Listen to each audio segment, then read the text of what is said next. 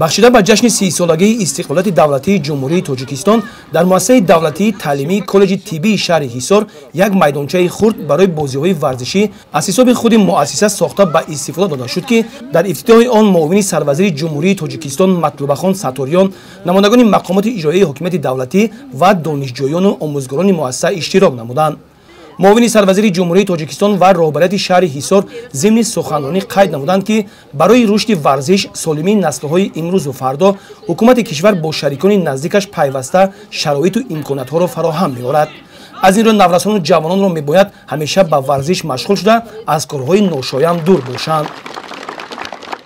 من همرازاده زرینه دانشجوی بخش یکم کالج طبی شهر حصار در کالج حصار در اختصاص کار همشیرگی تحصیل میکنم و در اینجا به ما معلمه‌های پرتجربه از فن‌های گوناگون درس می‌دهند و شرایط مؤسسه خیلی خوب هست و اول با پیشوای ملت میانه‌داری خود را می‌رسانیم و میانه‌داری دیگر خود را به ماموریت مؤسسه که برای ما یک میدانچه نوی ورزشی گشودن و در آن ما با ورزش مشغول می‌شویم. قلندر مراد دانشجوی کالج طبی شهر حصار میانه‌داری خود را به کالج طبی و حکومت شهر حصار میرسانم که به ما چنین میدانچه ورزشی ساخته به استفاده داد. ما شکرانه از آن میکنیم که دانشجویان دوران استقلال هستیم. ورزش که گرم سلامتی، سرچشمه رفاقت و دوستی و واسطه مهم تشکل طرز حیات سالم میباشد. بنابراین جوانان باید همطرفه تلاش نمایند تا به نتیجه‌های کامل برسند. مقصد ساخته به استفاده دادن چنین میدانچه‌های ورزشی در مملکت این مستحکم نمودن دوستی بین ورزشکاران، تربیت جوانان در روحیه وطنپرستی، وطن دوستی، صداقت به وطن و بلند برداشتن مهارت کسبی ورزشکاران میباشد.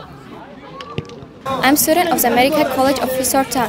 I want to say my thankful as the first founder of Peace Led the Nation and our director for recite a lot of problems in our college. For example, build a modern students for students. I'm very glad to study here in future.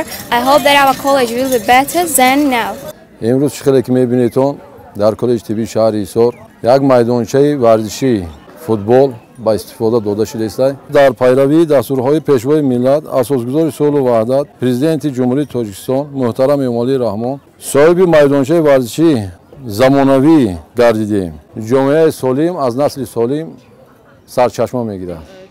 همچنین معاون سروزیر جمهوری تاجیکستان مطلوبخان ستاریان و نمایندگان مقامات اجرایی حکومت دولتی شهر حصار از شرایط و رفت تعلیم و تربیت دانشجویان مؤسسه دولتی تعلیمی کالج طبی دیدن کردند.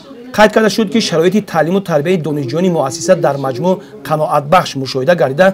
در چنین امکانات‌های فراهم آورده حکومت مملکت تنها خوانش خوب و اعلای دانشجویان مهم دانسته می شود. گزارش خورشید حلیموف صاحب نور عبدالرسولov از شهر حصار برای برنامه اطلاعاتی نوید.